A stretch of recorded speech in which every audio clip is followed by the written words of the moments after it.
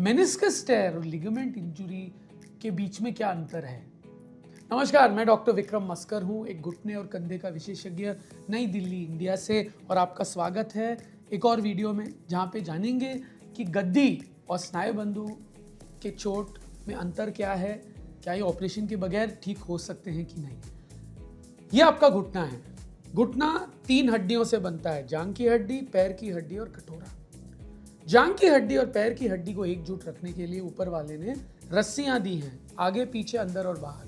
ये रस्सियों को हम स्नायुबंधु या लिगामेंट बोलते हैं। ये दोनों हड्डियों को जोड़ते हैं और संतुलित करते हैं। इसके अलावा ऊपर वाली हड्डी और नीचे वाली हड्डी के बीच में 2 कुशन है, शॉक अब्जॉर्बर है, जिसे हम मेनिस्कस बोलते हैं। इनका काम है दोनों हड्डियों या तीनों हड्डियों के ऊपर जो चिकनाई है उसको बचाना। जैसे मोटरसाइकिल में शॉक अब्जॉर्बर होती है ताकि फ्रेम पे या राइडर के पीठ पे जोर ना पड़े।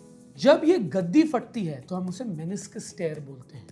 जब ये स्नायुबंधु या लिगामेंट टूटते हैं या फटते हैं, उनको हम लिगामेंट टेयर बताते हैं। इन दोनों में क्या होता है, इनके आसार थोड़े अलग अलग होते हैं। जब लिगामेंट टूटती है, ये लिगामेंट कैसे टूट सकती है?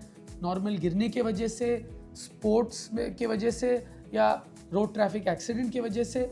जब ये टूटती हैं तो घुटना असंतुलित हो जाता है।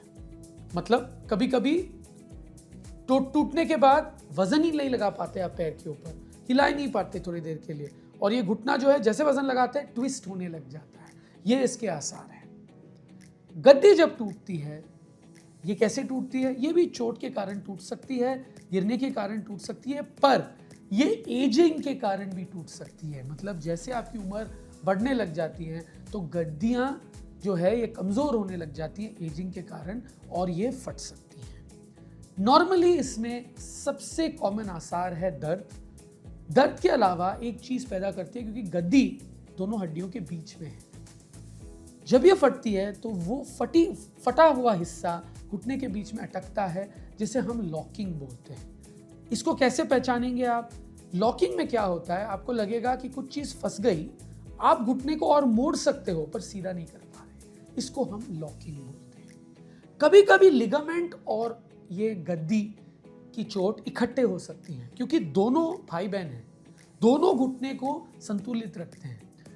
मेन अंग जो घुटने को संतुलित रखता है वही लिगामेंट, पर ऊपर वाले ने जब कोई अंग देता है, दूसरा अंग भी देता है उसका सहायता करने के लिए। जो गद्दी जो है वो कार्टिलेज को बचाने का उसका सबसे बड़ा काम होता है, पर उसके साथ साथ ये स्नायुबंधु या लिगामेंट का मदद करता है घुटने को संतुलित करने के लिए। तो कभी कभी जब घुटना टूट जाता है तो पूरा वजन गद्दी पे आ जाता है, वो भी टूट जाता है। कभी कभी इकट्ठे टूट जाते हैं चोट में, तो इनको आइडेंटिफाई करना बहुत इंपॉर्टेंट है ना। अगर लिगामेंट टेयर है, क्या आपको सर्जरी के लिए जानी चाहिए?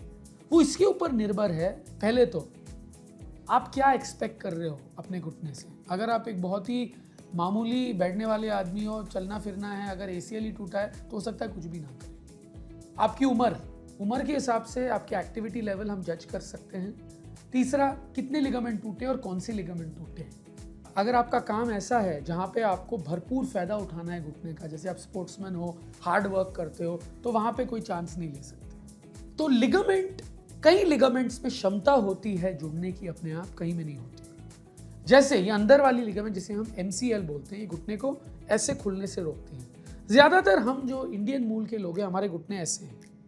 ऐसे मतलब यहाँ पे ये कंप्रेशन है, तो ब्रेस वेस से इसमें क्षमता है हील होने की, खून की नलियाँ अच्छी होती है इसमें।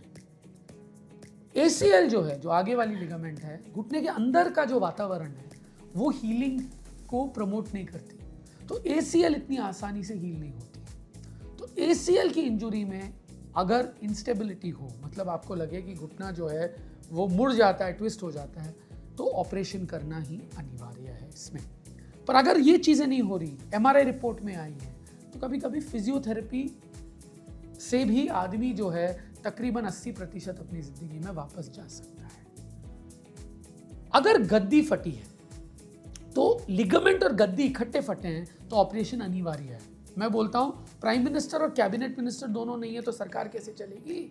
तो सरकार चलाने के लिए आपको प्राइम मिनिस्टर के अलावा कैबिनेट भी चाहिए। तो अगर दोनों नहीं है तो खत्म।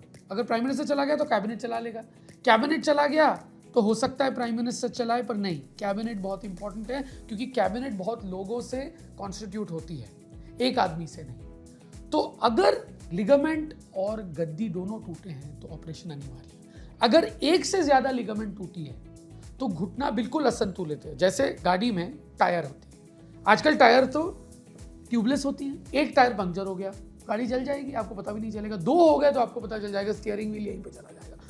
गाड़ी को तुरंत ठीक करना इंपॉर्टेंट है। गद्दी अगर फटी, गद्दी दो तरीके से फटती है, एक तो चोट के कारण, अगर चोट के कारण फटी है और गद्दी फंस रही है और एमआरआई में आई है, तो उस गद्दी को जितनी जल्दी हो सके रिपेयर करना अनिवार्य है, क्योंकि गद्दी, याद रखिएगा, चिकनाई को प्रोटेक्ट करती है। तो जितनी जल्दी गद्दी अपनी जगह पे आ जाए उतना ही आपका चिकनाई चलेगा, आर्थराइटिस नहीं होगा। कभी कभी पेशेंट को प्रॉब्लम नहीं होती, कोई और कारण से एमआरआई कर लिया, उसमें गद्दी आ गई फटी हुई, पेशेंट है 60 साल का, क्या आपको करना चाहिए? नहीं, पेशेंट को कोई प्रॉब्लम ही नहीं हो रही इससे। ये एक इंसिडेंटल फाइंडिंग है, मतलब ये एक टेबल है, ठीक है। नाउ अगर मैं पूछूं क्या ये टेबल साफ है या गंदा है, मैं तो बोलूंगा साफ है। अगर आप बहुत ही फिनिकी हो, आप बोलोगे नहीं नहीं डॉक्टर साहब एक माइक्रोस्कोप से देख लो। अगर मैंने माइक्रोस्कोप से देख लिए तो मुझे कीटाणु तो पकड़ में आएंगी, कीटाणु होंगे, पर अगर मुझे कोई टाइफाइड वाइफाइड नहीं हो रहा है और साफ सुथरा है तो मैं क्यों इस टेबल को फेंक दूं? वही वाली चीज है आपके गद्दी के साथ भी। कभी कभी सब वातावरण में है बैक्टीरिया, वैसे ही कहीं इंसिडेंटल फाइंडिंग होते हैं। एमआरआई भी फोटोग्राफ होती है, इसलिए कभी पेशेंट मुझे एमआरआई रिपोर्ट भेजते, डॉक्टर साहब मुझे ऑपरेशन कराना है, मैं बोलता भाई साहब या बहन जी एक बार आप आ जाइए मेरे पास, मैं देखना चाहता हूँ, आपसे बात करना चाहता हूँ, फिर मुझे पता चलेगा कि आप में अनिवार्य है कि नहीं। मुझे उम्मीद है इस वीडियो से आपको काफ़ी जानकारी मिली है, स्नायुबंधु और गद्दी के चोट में क्या अंतर है, क्या ये ऑपरेशन से बगैर सही हो सकता है। अगर आपको मेरा वीडियो पसंद आए, please like and subscribe to my channel and please follow me on Instagram. जिनको अंग्रेजी content, those who like English content, we have a popular English channel, please like, subscribe and follow it. Thank you.